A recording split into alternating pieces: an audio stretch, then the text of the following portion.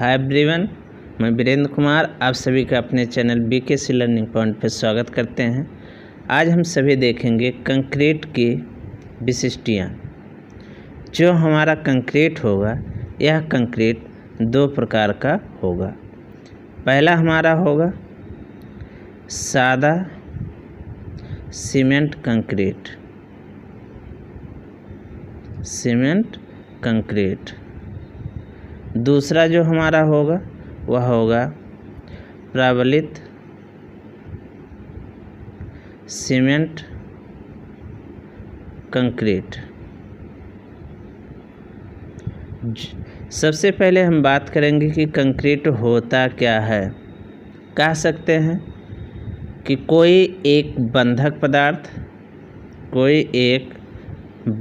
पदार्थ मिलावा तथा जल की एक निश्चित मात्रा को लेकर मिक्स करने के बाद प्राप्त सुघट्ट पदार्थ को कंक्रीट कहा जाता है। बंधक पदार्थ मिलावा तथा जल की एक निश्चित मात्रा को लेकर आपस में मिक्स करने के बाद प्राप्त सुघट्ट पदार्थ को कंक्रीट कहते हैं। एक सादा कंक्रीट होगा, एक प्रबलित कंक्रीट होगा। जो हमारा सादा सीमेंट कंक्रीट होगा उसमें बंधक पदार्थ के रूप में सीमेंट महीन मिलावा के रूप में बालू तथा मोटा मिलावा के रूप में पत्थर की गिट्टी का प्रयोग किया जाएगा। या कह सकते हैं कि बंधक पदार्थ के रूप में सीमेंट, बालू तथा पत्थर की गिट्टी और जल की एक निश्चित मात्रा को लेकर मिक्स करने के बाद प्राप्त सुघट्ट पदार्थ को सीमेंट कंक्रीट कहते हैं या सादा सीमेंट कंक्रीट कहा जाता है। जब इसी के साथ इस्पात को भी प्रयोग में ले आते हैं तो वह हमारा प्रबलित सीमेंट कंक्रीट हो जाता है। अब हम बात करते हैं सामग्री की कि सामग्री क्या होता है। सबसे पहले हम बात करेंगे सादा सीमेंट कंक्रीट की। तो सादा सीमेंट कंक्रीट में जो सामग्री प्रयोग में लाई जाएगी वह हमारा होगा एक सीमेंट, दूसरा होगा बालू और तीसरा होगा पत्थर की गिट्टी। इतनी सामग्री को प्रयोग में लाएंगे तथा जल की एक निश्चित मात्रा। सीमेंट, बालू, पत्थर की गिट्टी और जल, ये सामग्री प्रयोग में लाए जाएंगे। अब जो हमारा सीमेंट होगा, यह सीमेंट बोरे के रूप में आता है। एक बोरी जो सीमेंट होता है वह 50 kg, एक बोरी सीमेंट का भार 50 kg होता है।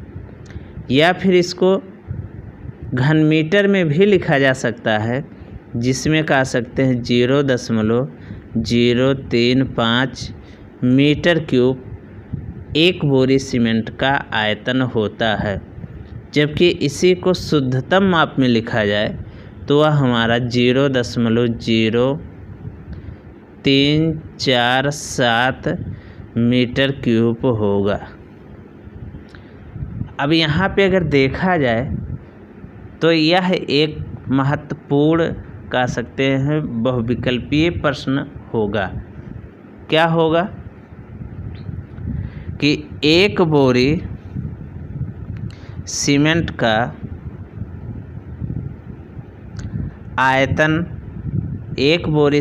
का आयतन क्या होगा। पहला विकल्प 0.35 दूसरे में ऐसे कहा जा सकता है 0.035, तीसरे में हो सकता है 0.352, 0.347। तो इस प्रकार से हो सकते हैं। तो इसमें से जो हमारा उपयुक्त होगा उसी को चुनेंगे। अगर शुद्धतम माप की बात किया जाए तो वह हमारा 0.0347 होता है, जबकि इसको 0.035 घनमीटर भी लिया जाता है। यानी यहाँ से देखेंगे तो यह विकल्प हमारा सही होगा। तो इस प्रकार के क्वेश्चन इसमें बन जाएंगे। मोटा मिलावा कि अगर माप की बात किया जाए कि क्या होगा, या कह सकते हैं कब मोटा मिलावा होता है, कब महीन मिलावा होता है। तो इसके लिए 4.75 mm की एक चलनी प्रयोग की जाती है और इस चलनी से पास हुए या इस चलनी पे रुके हुई मात्रा के आधार पे यह निर्धारित किया जाता है कि यह हमारा मोटा मिलावा है या महीन मिलावा है। यदि माप जो चलनी हमारी है 4.75 mm की, यदि इस पे 90% मिलावा रुक जाता है तो वह हमारा मोटा मिलावा हो जाएगा, और 90% पास हो जाता है, यानी चलनी जो है इस चलनी से नीचे गिर जाती है। अगर चलनी से 90% भाग नीचे गिर जाती है तो वह हमारा होगा महीन मिलावा। तो ये हमारा महीन मिलावा और मोटा मिलावा हो जाएगा। अब अगर बात करते हैं पत्थर की गिट्टी की, पत्थर की गिट्टी, तो जो पत्थर की गिट्टी होगी, ये पत्थर के जो चट्टान होते हैं उन्हीं को तोड़ करके छोटे छोटे टुकड़ों में गिट्टी बनाई जाती है। जो गिट्टी का गुण होगा, या कह सकते हैं कि जिस चट्टान को तोड़ करके गिट्टी बनाई जाती है, जो गुण उस चट्टान में होंगे वही गुण इस गिट्टी में भी उपलब्ध होंगे। अगर बजरी की बात किया जाए, महीन मिलावा में बजरी, बालू भी कह सकते हैं, बालू भी लिया जाता है। तो यह नदी के तली से प्राप्त किया जाता है, गड्ढा खोद करके और वहाँ से निकाल लिया जाता है। लेकिन जब इसको नदी के तले से निकाला जाता है गड्ढा खोद करके, तो इसमें क्या होता है कि सिल्ट की कुछ मात्रा आ जाती है, साथ ही साथ मृतिका, इसी में कुछ मृतिका, या इसको कहा जा सकता है कि अन्य अशुद्धियाँ, सिल्ट के साथ अन्य अशुद्धियाँ भी बजरी में मिली होती हैं जो कि इसके गुण को प्रभावित करती हैं। तो यह उसमें नहीं होना चाहिए। या फिर कह सकते हैं कि ईंट के टुकड़े प्रयोग किए जाते हैं, ईंट के टुकड़े। तो जो ईंट के टुकड़े होंगे ये अच्छे श्रेणी, या कह सकते हैं कि प्रथम श्रेणी की जो ईंट होगी वही गुण इस ईंट के टुकड़े के भी होंगे। जैसे कह सकते हैं कि प्रथम श्रेणी का ईंट है तो अधिकतम 20% तक जल को ही अवशोषित कर सकता है। तो जो ईंट के टुकड़े होंगे वह भी 20% तक ही जल को अवशोषित कर सकते हैं। लेकिन जब गिट्टी का मापन किया जाता है, माप करके जब उसको जो पैमाइश की जाती है और उसका लेखन रखा जाता है, तो जब 40 mm से कम माप की गिट्टियां हैं तो उसकी जब पैमाइश की जाएगी या मापन कह सकते हैं किया जाएगा, तो जितना होगा उतना ही नोटबुक में नोट कर लिया जाएगा। लेकिन जब 40 mm से अधिक माप की गिट्टी होगी और उसका पैमाइश किया जाएगा तो वह जितना घन मीटर आएगा उसमें से क्या किया जाएगा कि 7.5% आयतन को कम कर दिया जाएगा। तो ये हो गई सामग्री। कंक्रीट की ग्रेड की बात करते हैं। तो जो कंक्रीट का ग्रेड होगा, इस ग्रेड को दो भागों में बांट दिया गया। एक सामान्य ग्रेड का हो गया, सामान्य कंक्रीट, जिसमें M10, M15 और M20 को लिया जाता है। ये ग्रेड होंगे और इसके अनुपात भी निर्धारित होते हैं। जैसे कहा जाए कि इसके लिए तो 1:2:4 हो गया, इसके लिए 1:1.5:3 हो गया, इसके लिए 1:3:6 हो गया। ये अनुपात जो भी ग्रेड होते हैं कंक्रीट के, उस ग्रेड के अनुसार M25 तक ग्रेड के अनुपात निर्धारित होते हैं, जहाँ पे M का मतलब है मिक्स। और जब बनाया जाएगा इस ग्रेड का कंक्रीट तो 10 न्यूटन प्रति mm² इसकी सामर्थ्य आएगी। दूसरा जो है हमारा होगा वह मानक कंक्रीट का ग्रेड। तो मानक कंक्रीट का जो ग्रेड होगा, इसमें M25 से लेकर के और M50 तक लिया जाएगा। वैसे जो कंक्रीट हमारी होती है, इसका M5 से लेकर के और M80 तक के ग्रेड उपलब्ध हैं। इसके बाद दूसरे नंबर पे आता है अनुपातन या अनुपात। तो जब हमारा किसी ग्रेड का कंक्रीट का निर्धारण हो जाएगा, तो इस ग्रेड के अनुपात के आधार पर, जैसे इस ग्रेड का अनुपात 1:2:4 हुआ, इस अनुपात के आधार पर इसमें सामग्रियों का मापन किया जाएगा। और सामग्रियों का मापन करते समय जो मापन किया जाता है, यह मापन दो विधियों से किया जाता है। पहला हमारा होगा कि भार के आधार पर मापन कर दिया जाए। दूसरा होगा आयतन के आधार पर मापन कर दिया जाए। जब भार के आधार पर मापन करते हैं तो कोई भौतिक या इलेक्ट्रॉनिक तुला लिया जाता है और उस तुला से सामग्री को केजी में या कुंटल में तौल लिया जाता है। लेकिन जब आयतन के आधार पर मापन किया जाता है, तो आयतन के आधार पर मापन करने के लिए एक मापन बॉक्स तैयार किया जाता है और उसी से इसका मापन किया जाता है।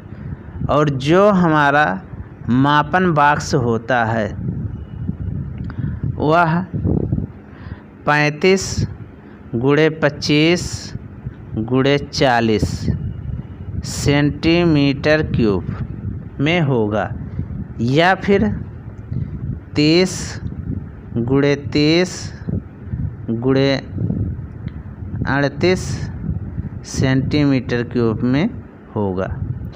या और इसमें परिवर्तन किया जा सकता है कि 35x35x28 सेंटीमीटर क्यूब।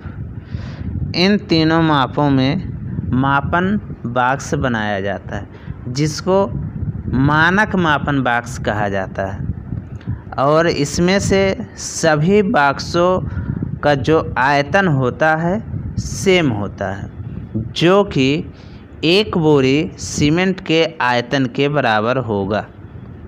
नहीं, जो मापन बॉक्स होगा, उस मापन बॉक्स का जो आयतन होगा, वह आयतन 1 बोरी सीमेंट के बराबर होगा। 1 बोरी सीमेंट के बराबर होगा। इसके बाद हम बात करते हैं मिश्रण की। जब हमारा मापन हो जाएगा, मापन हो जाने के बाद इन अयवों को मिक्स किया जाता है। मिक्स करने के लिए सामग्री और सामग्री के साथ निश्चित जल की मात्रा का चुनाव करके इन सबको आपस में मिक्स करते हैं। लेकिन जब सामग्री को मिक्स किया जाता है तो मिक्स करने के लिए भी दो विधियां अपनाई जाती हैं। एक हस्त विधि हो जाता है। हस्त विधि जिसमें क्या किया जाता है कि जो श्रमिक होते हैं, मजदूर होते हैं, उन्हीं के द्वारा सभी सामग्रियों को एक जलरोधी प्लेटफार्म बना करके इस पे सामग्री को रख करके और आपस में मिक्स किया जाता है। दूसरा जो होता है वह हमारा यांत्रिक विधि होता है। यांत्रिक विधि में सामग्री को मिक्स करने के लिए मिक्सर प्रयोग में लाए जाते हैं। अब जो मिक्सर हमारे होते हैं उनकी क्षमता जो होती है अलग अलग होती है। जिस प्रकार के मिक्सर होंगे उसी के अनुसार इसकी क्षमता भी अलग अलग होगी। जितने क्षमता की मिक्सर की आवश्यकता होती है उस प्रकार की क्षमता का मिक्सर का चुनाव कर लिया जाता है।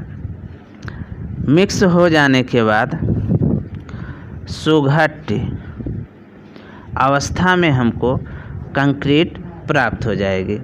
जब सुघट्य अवस्था में कंक्रीट प्राप्त हो जाएगी तो उस सुघट्य कंक्रीट का अवपात ज्ञात किया जाता है। अब यह जो कंक्रीट का अवपात होगा, यह अवपात निर्भर करेगा कि जो कंक्रीट बनाई गई है उसका प्रयोग कहाँ पे करना है। जैसे अगर सड़क के लिए करना है तो उसका जो अवपात होगा अलग होगा। भवन के लिए करना है तो 75 से लेकर के और 100 mm तक इसका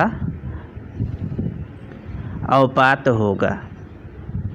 यह कोण टेस्ट के द्वारा कर लिया जाता है। तो ये हमारा हो गया कि भवन के लिए। वैसे अगर सड़क की बात की जाए तो सड़क के लिए भी कंक्रीट का अवपात परीक्षण किया जाता है, लेकिन वहाँ पे जो अवपात होता है वह अवपात कम होता है। यानी 40 से लेकर के 50 mm तक ही सड़क के लिए अवपात रखा जाता है। अवपात परीक्षण हो जाने के बाद हम फार्मा बंदी की व्यवस्था करते हैं, क्योंकि जो गीली कंक्रीट होगी उस गीली कंक्रीट को जो भी हमारा फार्मा बंदी या जिस भी निश्चित आकार में उसको ढालना होगा, फार्मा बंदी उसी आकार में तैयार कर लिया जाएगा। और फार्मा बंदी की जो भीतरी सतह होगी, इस सतह पे किसी तेलीय पदार्थ का लेपन कर दिया जाएगा, जिससे कि जो कंक्रीट हो यह फार्मा बंदी के सतहों से चिपकने ना पाए। क्योंकि अगर उनके सतहों से चिपक जाता है तो कंक्रीट में कुछ विकार उत्पन्न हो जाते हैं और फिर जो फार्मा बंदी लगाई जाएगी एक निर्धारित अवधि के बाद इसको हटा भी दिया जाएगा। फिर जो फार्मा बंदी होगी, यहाँ से जो सुघट्य अवस्था में कंक्रीट प्राप्त होगा, परिवहन के माध्यम से ला करके वह वहाँ पे रखा जाएगा। यानी कंक्रीट को डाला जाएगा, परिवहन किया जाएगा और फिर प्लेसिंग किया जाएगा, यानी कंक्रीट को बिछाया जाएगा।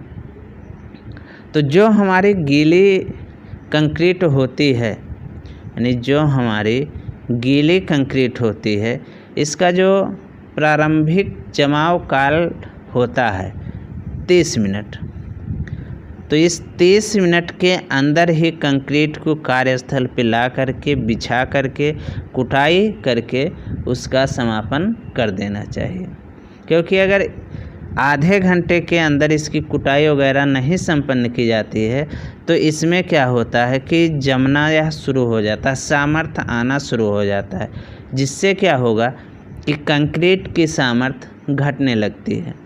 और जब भी कंक्रीट को कार्यस्थल पर ला करके बिछाया जाता है तो इसको बहुत अधिक ऊंचाई से या कह सकते हैं कि 1.5 मीटर से अधिक ऊंचाई से नहीं फेंकना चाहिए, क्योंकि ऐसा करने से कंक्रीट में बिखराव उत्पन्न हो जाता है, जिससे क्या होगा कि कंक्रीट में जो गिट्टी के बड़े साइज की गिट्टी होंगे वो अलग होने लगते हैं, जिसको पृथकीकरण कहा जाता है। तो पृथकीकरण या सेग्रेगेशन ना होने पाए। और जब भी कंक्रीट की परतों को डाला जाता है तो कभी भी यह 15 सेंटीमीटर से अधिक मोटाई में एक बार में नहीं डालना चाहिए, क्योंकि इससे अधिक करने पे इसमें समस्याएं उत्पन्न होने लगती हैं। और साथ ही साथ यह भी कहा जा सकता है कि जब कंक्रीट को जल के भीतर डालना हो तो इसके लिए विशेष प्रकार के व्यवस्थाएं बना ली जाती हैं और फिर जल के अंदर भी कंक्रीटिंग कार्य कर दी जाती है। इसके बाद होता है कि कंक्रीट की कुटाई। कंक्रीट की जो सामर्थ्य होती है, यह सामर्थ्य कंक्रीट के कुटाई पर ही निर्भर करती है। कुटाई के बाद यदि कंक्रीट में किसी भी प्रकार की विचलन होता है या हलचल होता है तो कंक्रीट की सामर्थ्य कम होने लगती है। अब कुटाई करने के लिए हस्तविधि का प्रयोग कर सकते हैं या किसी प्रकार का वाइब्रेटर का भी प्रयोग करके कंक्रीट की कुटाई की जा सकती है।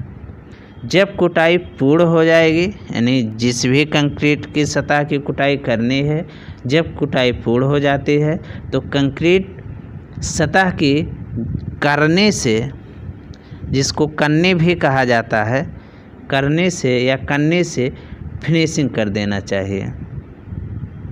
जब जो हमारी कच्ची कंक्रीट है वह जब तक कठोर नहीं हो जाती है, वर्षा या अतिरिक्त जल से उसकी बचाव करने की आवश्यकता पड़ती है।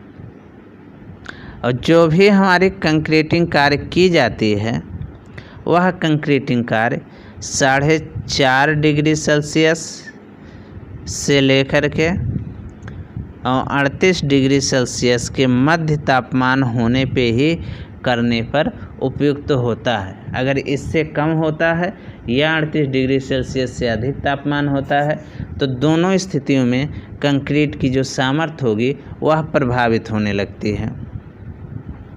कंक्रीट की तराई।